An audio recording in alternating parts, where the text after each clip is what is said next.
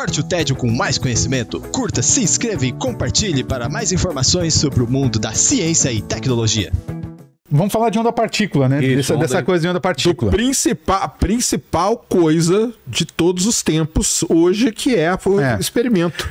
E tudo começa com um carinha chamado de Broglie, que fez um trabalho de doutorado muito simples, na verdade, tipo poucas páginas, mas que quebrou a cabeça e quebrou a mente dos físicos na época. Porque a gente já tinha o trabalho do Einstein, do fotoelétrico, do efeito fotoelétrico, onde então mostrou que luz, e se você tem uma questão de dualidade onda-partícula com relação à luz. Então, a luz ela pode se comportar como onda, como ela pode se comportar como partícula. Perfeito. E aí, eis que vem o de Broglie e diz: então, se eu tiver um feixe de partícula, será que este feixe, ele também, essas partículas, será que elas também não podem se comportar como onda? Assim como luz, que era tido como onda, ela se comporta como corpúsculo? Será que o contrário não é verdade? E aí ele cria a hipótese da onda de matéria na tese de doutorado dele. Tá? E aí os caras, tipo, primeiro, não é possível, aquela descrença, não, todo mundo sabe que elétron é uma partícula e tudo mais e tal. E aí veio o filho do Thomson e ele consegue descobrir que, de fato, um feixe de elétrons pode se comportar como onda. Ele mostra que um feixe de elétrons pode ter ele quando passa por uma fenda, por enquanto uma fenda só, ele pode difratar. O que é difratar? Difratar é um comportamento ondulatório, tá? Então você tem aqui, você tem uma fenda, aí você pensa que você tem uma frente de onda chegando aqui, tem parede, uma fendazinha aqui. Aí você tem uma frente, é um buraquinho. Você tem uma frente de onda chegando aqui, essa frente de onda chegou e esse buraquinho aqui, ele vai acabar funcionando como se fosse um emissor, né? E aí vai sair ondas aqui como se esse aí, ó. O que é isso? Você colocou difração aí? Efeito de difração? É exatamente isso. Sim, perfeito. Pode soltar, isso aí mesmo. Aí, imagina que ali no meio ali é a fenda, entendeu? Tá. A fenda ela se comporta como uma fonte de emissão de ondas. Então, beleza. E ele conseguiu observar este efeito com elétron. Então você o pessoal já, caramba, que coisa. Então quer dizer, um feixe de elétrons que era elétron, uma partícula, e está se comportando como onda. Que diabo que é isso? O que está acontecendo com a física? Uma coisa que está se comportando como onda. Então você entra nessa questão de fato, se afunda de vez nessa questão que é dualidade onda-partícula. Então você tem onda que pode se comportar como partícula e partícula que pode se comportar como onda. E isso realmente quebrou a cabeça de muita gente naquele período. E aí nós entramos para um próximo passo, que aí é que ferra de vez e aí é que destrói a cabeça de todo mundo, que é o tal experimento da dupla fenda. Coloca aí, Lene, para nós, ó. Esse negócio que eu já vi bastante. Então, isso daí. Temos aí, ó. Temos aí. Então temos essa imagem que eu tinha na cabeça da dupla fenda. Vê se você acha outra também. Tem uma outra melhor, Lene. Mas vamos em cima dessa daí. Então vamos lá. Você tem uma luz incidente e você tem duas fendas, certo? Então essa luz vai passar, uma onda, ela vai passar por essas duas fendas. Como eu falei, essas duas fendas, elas passam a funcionar como se fossem fontes, fontes de luz, novas fontes. E aí você vai criar um padrão de interferência para não ter passo. Mas aí vamos lá. Ela funciona como se ela fosse uma nova fonte de ondas. Fonte de ondas. Porque o lance do experimento da dupla fenda é o seguinte: você jogou a luz aqui. Certo. Se for só partícula, quando ela passar pelas duas fendas, o que acontece? Tem que fazer duas marquinhas do outro lado. Certo. Partícula. Passou pelas duas fendas, chegaram duas marquinhas do outro lado. Exato. O problema é que quando você faz isso aí sim. Quando você faz o experimento, sem saber de nada, galera, tá? Eu não tô sabendo de nada. Quando eu faço o experimento, em vez de eu ver só duas marquinhas lá, que seriam da partícula, eu vejo um monte de marca. Por que eu vejo um monte de marca? Era pra ter duas marquinhas.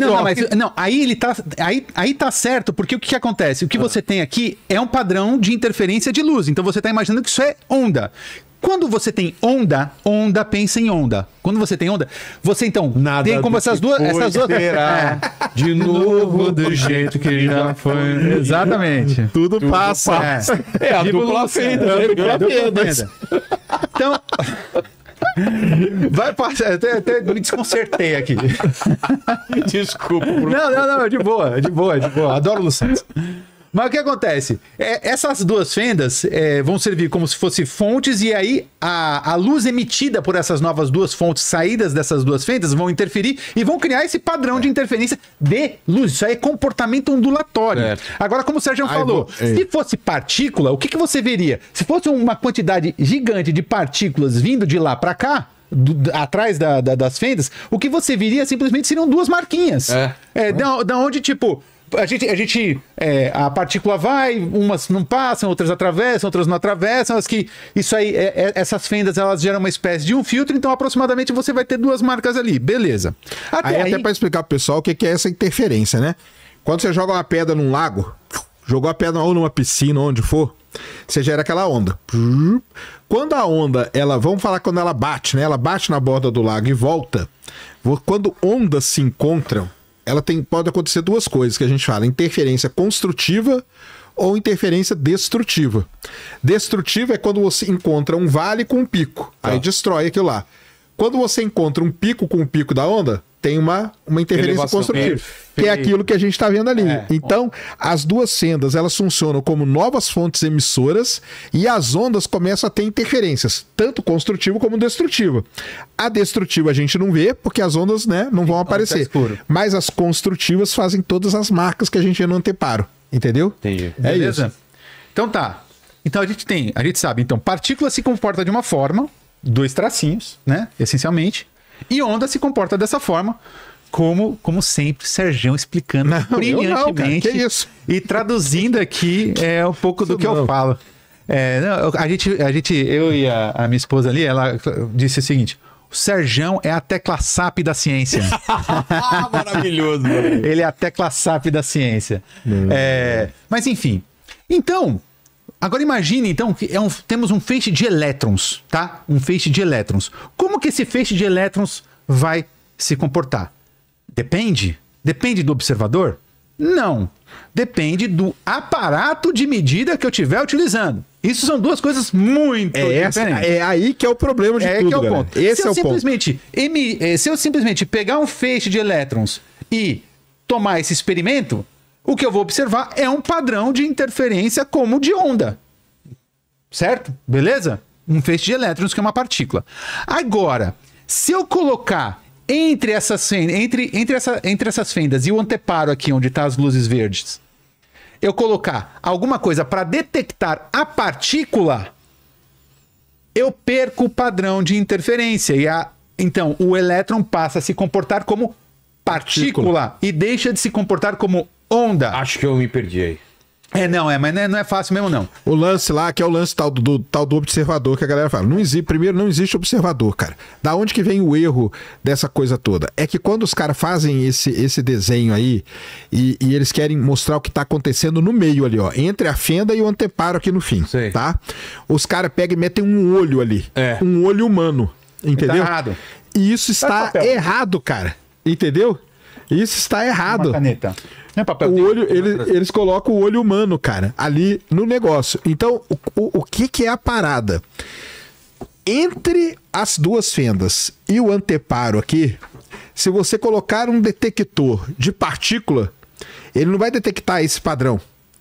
Porque esse padrão aqui é um padrão ondulatório, porque vem da interferência construtiva das ondas. Sim. Se você coloca um detector de partícula ali, ele vai detectar o quê? O comportamento o quê? De partícula. Então aí a luz, o elétron e tal, comporta-se como partícula. Se você tira esse detector e coloca o anteparo, você vai detectar como o quê? Como onda, porque você está detectando as interferências construtivas e tal das ondas. Então é isso. Mas não tem o tal do olho, né? O que o Sérgio falou aí? Sim. A ideia é exatamente essa. Eu só queria pegar um papel aqui, só para justamente mostrar isso aqui que o Sérgio falou. Que é, então, eu tenho o feixe. Eu tenho um feixe aqui, certo? Eu tenho um feixezinho aqui.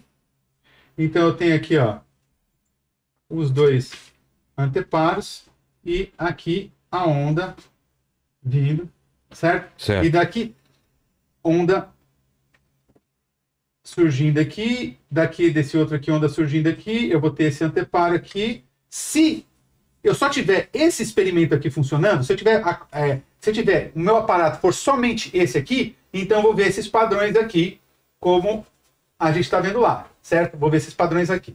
A questão é, se eu coloco um aparelho, isso é um aparelho, não um olho, seus amiguinhos. É porque o erro todo, cara, é que quando fizeram essa porcaria nos livros, eles colocam um fucking olho ali, cara. É verdade. E não é um olho, cara. Aparato aqui dependendo de quem está observando. Entendeu? Você coloca um aparato entre as fendas e isso aqui, um aparato de detecção de partícula. Eu deixo de ter esse padrão aqui e passo a ter só aqueles dois risquinhos. Sim. Entendeu? Ou seja, o meu feixe de elétrons passa a se comportar como partícula, deixa de se comportar como onda. Então é por isso que surge essa confusão. É o observador que escolhe a natureza do observável. Não, não é o observador. Existe um aparelho aqui, existe um aparato. Medir, isso é uma coisa também ficar muito claro. Quando a gente fala em medir, a gente está falando em interagir. Tudo que você vai medir, você vai concordar comigo. Eu quero medir o peso desse negócio aqui, certo, dessa água. Eu vou colocar isso em cima de uma balança. Então isso aqui vai interagir com a balança. Correto? Correto. Vai interagir com a balança. Então sempre quando eu quero medir alguma coisa, eu vou estar interagindo. Eu quero, por exemplo, você vai lá, vai calibrar o pneu do seu carro.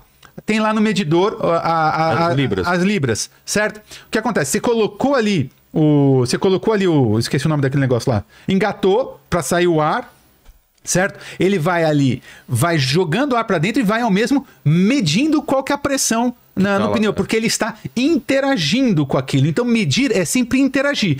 No nosso mundo do tudo grande aqui, como a gente vive, você interagir com não faz muita diferença na medida. Só que aqui eu tô falando de coisa que é muito, muito, muito, muito, muito pequena. Então se eu jogo um fóton sobre um elétron, vai mudar tudo no elétron. Vai mudar toda a dinâmica do elétron. Então, medir vai interferir completamente no observável, naquilo que eu estou querendo observar. No caso da quântica, vai interferir em absolutamente tudo ali.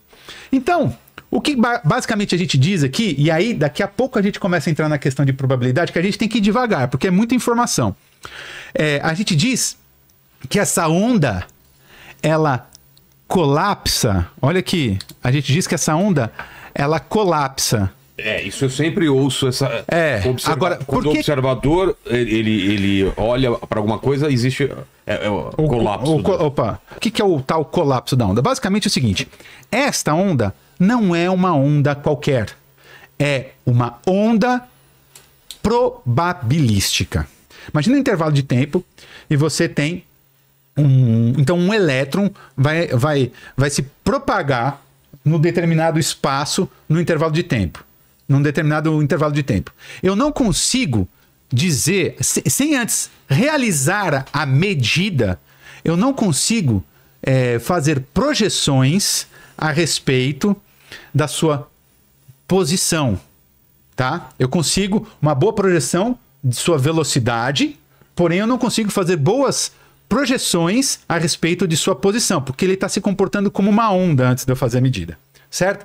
Então, na verdade, com relação à posição, a gente pode dizer que essa onda é uma função de probabilidade que vai me dar a probabilidade dessa partícula estar em qualquer uma das posições. Então, ele tem tal probabilidade de estar nessa posição, ele tem tal probabilidade de estar numa outra posição e tal probabilidade de estar numa outra posição. Só que eu nunca vou conseguir dizer qual que é a posição antes de fazer a medida.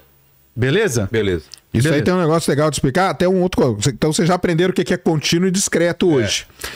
Onda e partícula. E agora tem um negócio que é determinístico ou probabilístico. Então, por exemplo, eu pego essa jujuba aqui e coloco aqui em cima. Eu sei a posição dela. Deterministicamente falando. Eu determino a posição dela. A posição dela é essa. Então, da onde que vem isso aqui que o professor falou? Isso vem da escala dos experimentos, cara. Quando você vai para a escala de onda, essa posição aqui ela não passa mais a ser determinística. Porque ela está comportando como que? Qual a onda que a gente falou ali. Exatamente. E quando você tem uma onda, você tem, então, uma função, um histograminha aqui que a gente fala, aonde ele mostra a distribuição ali, ou seja, o range de onde essa... Da probabilidade. Da probabilidade de se encontrar em cada posição daquela. Entendeu? Então, ela tem... Não tem como eu saber exatamente onde ela está? Quando eu faço a medida. E aí que eu digo... Quando eu faço a medida. Ele tá fazendo antes. Quando eu faço... Projetar, entendeu? Aonde que vai estar aquela determinada partícula, aquela determinada onda tal? Newtoniana de você calcular. Aquilo lá é determinístico. Você determina. Por quê? Mas por quê? Porque eu tô falando de quê? Eu tô falando de corpos grandes. Eu tô determinando a posição de um planeta em torno do Sol. Eu tô determinando a posição de uma lua. Então eu tenho uma equação que fala exatamente aonde a Terra vai estar naquele instante. Agora, quando eu vou para o mundo quântico, eu não tenho isso. Eu não tenho isso. Não tenho. Entendeu? Então, o que acontece? Quando eu faço a medida, e aí que entra a questão do colapso, eu falei, é uma função de probabilidade. Quando eu faço a medida, essa função de probabilidade colapsa a uma única probabilidade. Por isso que a gente diz que ela colapsa. Entendeu? Porque é depois. Entenderam, gente? É isso. Depois. Então o que o pessoal tem que entender é o seguinte, nós estamos falando antes, uma coisa é antes. Quando são coisas grandes, você consegue determinar. Quero saber quando esse cometa vai voltar aqui para a Terra. Cometa eu consigo. Perfeito. Newton tá valendo Newton, entendeu? Show. Agora uma onda vindo, eu não sei antes aonde ela vai estar, eu tenho uma distribuição. Quando eu meço, todas aquelas probabilidades colapsam e viram um valor só. Viram um valor, aí eu tenho a posição... Finalmente eu entendi. Aí o que acontece? Você tem a posição, só que você perde a noção de velocidade. E aí a gente entra num contexto... Por que uma coisa ou outra? Porque a natureza é assim, cara. Basicamente não fala assim comigo, não. Não, pior, cara. Parece meu pai quando é assim, filho. São duas grandezas assim, a gente não consegue medir. Ou não tem aparelhos...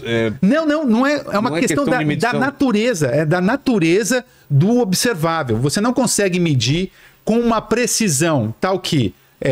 sempre quando você faz uma medida, você tem a questão da precisão. Então você vai ter a precisão de posição e você tem uma questão de precisão de velocidade. Então você tem um erro associado à velocidade e um erro associado à posição. Só que quando a gente fala em erro, a gente está falando em medida, né? Mas assim, agora esquece esses erros. Na verdade, o que acontece é o seguinte, você não consegue medir essas duas grandezas com uma precisão tal que a multiplicação da precisão associada a essas medidas seja menor do que uma coisa que nós chamamos de constante de Planck. Na verdade, é H sobre 2π.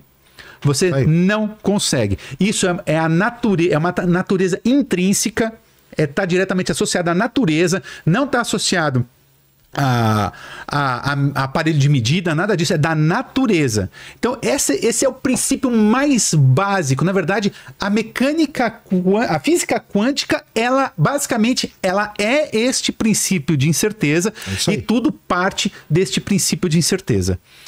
Por isso que não faz sentido, galera, travesseiro quântico, colchão quântico, nada, porque em uma determinada escala, nem da minha jujuba aqui, ó. Quântica. Você nunca sabe a posição onde vai estar o seu... E nem a velocidade. E nem a velocidade.